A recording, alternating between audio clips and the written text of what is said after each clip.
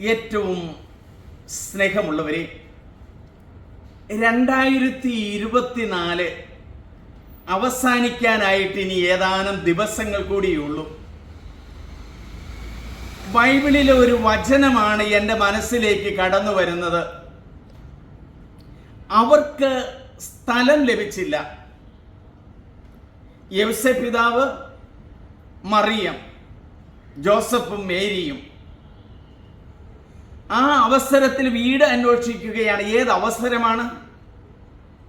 മറിയത്തിന് പ്രസവിക്കാനുള്ള സമയമായി. അവിടെയുള്ള സത്രങ്ങളെല്ലാം അന്വേഷിച്ചു, സ്ഥലം ലഭിച്ചില്ല. അങ്ങനെ ഒരു സ്ഥലവും ലഭിക്കാതിരിക്കുന്ന അവസരത്തിലാണ് ഒരു തൊഴുത്ത് കാണുന്നത്. ആ തൊഴുത്തില് ആ പുല്ലുകളൊക്കെ സൂക്ഷിക്കുന്ന കന്നുകാലികൾക്ക് തീറ്റ കൊടുക്കുന്ന പുൽത്തൊട്ടിയില് മറിയം തന്റെ കടിഞ്ഞൂൽ പുത്രനെ പ്രസവിച്ച് ആ തൊഴിൽക്കൂട്ടിൽ കിടത്തിയെന്ന് നമ്മൾ വായിക്കുകയാണ്.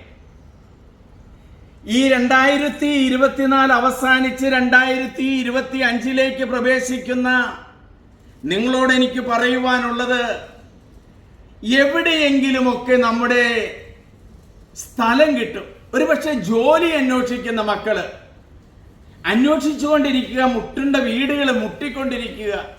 തദവസരത്തിൽ നിങ്ങൾക്ക് ഒരു ജോലി ലഭിക്കും.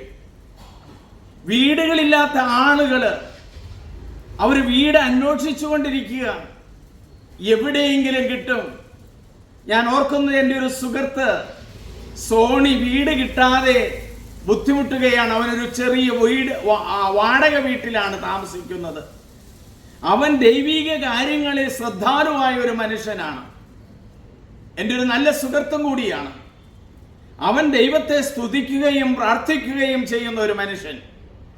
ഒരു ദിവസം ഒരു മനുഷ്യൻ വന്നിട്ട് ചോദിക്കുക, എടാ സോണി, നിനക്ക് സ്ഥലമില്ലല്ലോ, വീടില്ലല്ലോ, ഞാൻ നിനക്ക് ഒരു 10 സെന്റ് സ്ഥലം എഴുതി തരാം.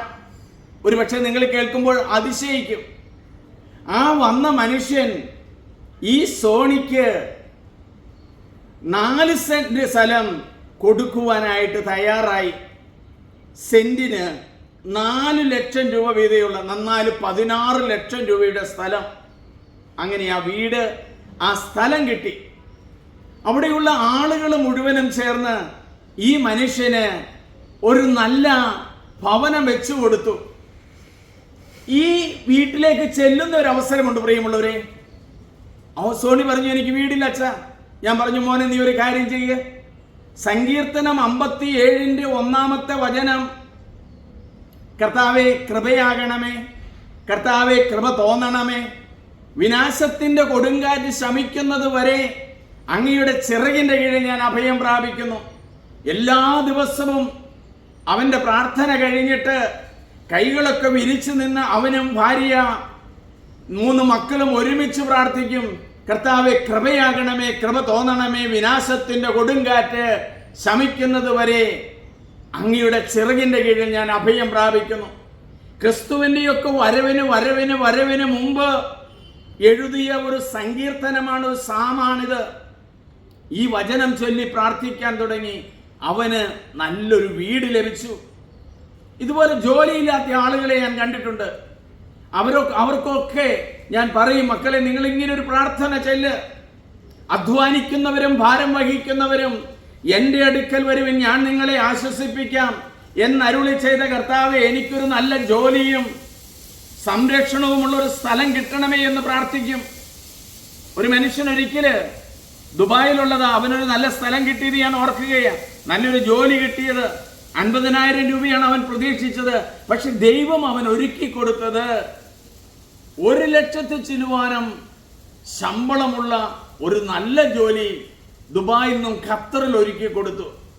അപ്പൊ ഈ പ്രാർത്ഥന കേൾക്കുന്ന നിങ്ങളെ എല്ലാവരെയും ദൈവം അനുഗ്രഹിക്കുക. 2025 അനുഗ്രഹദായകമായ ഒരു ദിനമായിരിക്കും. നിങ്ങൾക്ക് ജോലിയില്ലാത്തവർക്ക് ഒരു ജോലി കിട്ടുന്ന ദിവസമായിരിക്കും. വിവാഹ തടസ്സങ്ങളുള്ളവർക്ക് വിവാഹം നടക്കുന്ന ദിവസമായിരിക്കും. മക്കളില്ലാത്തവർക്ക് മക്കളെ ലഭിക്കുന്ന ഒരു ദിവസമായിരിക്കും. യോസേപ്പ് പിതാവിനും മാതാവിനും ഒരു പുൽത്തൊഴുത്തെങ്കിലും കിട്ടിയില്ലേ? അതുപോലെ നിങ്ങൾക്കെല്ലാവർക്കും, ഈ വചനം കേൾക്കുന്ന എല്ലാവർക്കും 2025 ഒരു ചെറിയ വീടെങ്കിലും കിട്ടാതിരിക്കുകയില്ല. അതിനുവേണ്ടി ഞാൻ പ്രാർത്ഥിക്കുന്നു. ദൈവമേ, ഒരു സ്ഥലവും കിട്ടാതെ വന്നപ്പോൾ ഒരു പുൽത്തൊഴുത്തെങ്കിലും കിട്ടിയല്ലോ, അതിനെ ഓർത്ത് ഞങ്ങൾ ദൈവമേ നിന്നെ സ്തുതിക്കുന്നു. ഈ വചനം കേൾക്കുന്ന എല്ലാവരെയും അനുഗ്രഹിക്കണമേ. ദൈവമേ, അവരെ കാത്തുകൊള്ളണമേ. സ്നേഹമുള്ളവരെ, നിങ്ങൾ എൻ്റെ ഈ ചെറിയ സംഭാഷണം നിങ്ങൾ മറ്റുള്ളവർക്ക് ഷെയർ ചെയ്യണം, സബ്സ്ക്രൈബ് ചെയ്യണം. നിങ്ങൾക്കെല്ലാവർക്കും ദൈവം അനുഗ്രഹിക്കും. പുതുവർഷത്തിൻ്റെ ആശംസകൾ മാത്രമല്ല, 2024 ക്രിസ്മസിൻ്റെ മംഗളങ്ങളും സ്നേഹപൂർവ്വം ആശംസിക്കുന്നു. പുൽക്കൂട്ടിലെ ആ യേശു നിങ്ങളെ അനുഗ്രഹിക്കുന്നു.